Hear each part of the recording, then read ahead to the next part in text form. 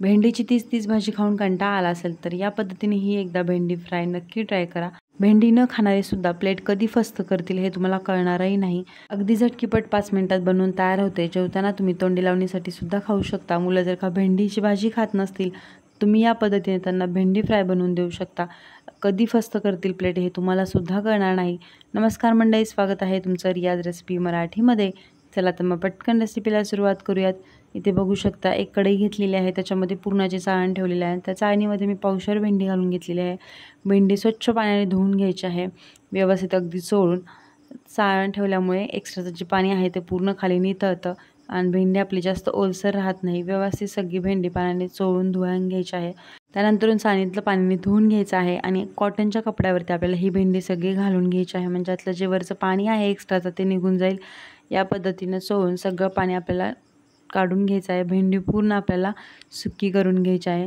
इथे बघू शकता एकदम कोरडी अशी भेंडी झालेली आहे। कट करून घेऊयात।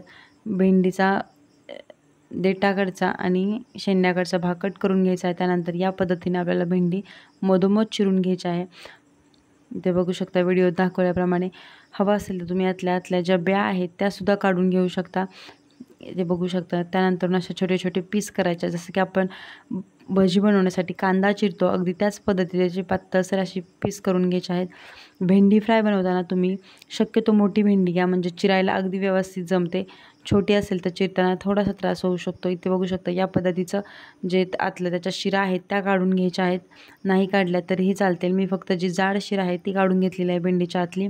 आमच्याकडे रानामध्ये जे भेंडीची झाडं लावतात ना, त्या भेंडी लागल्यानंतर त्याचा जर का सीझन संपत आला की त्या जून भेंड्या राहतात, त्याच्या आतमधल्या ज्या ब्या असतात त्याची आमटी बनवतात।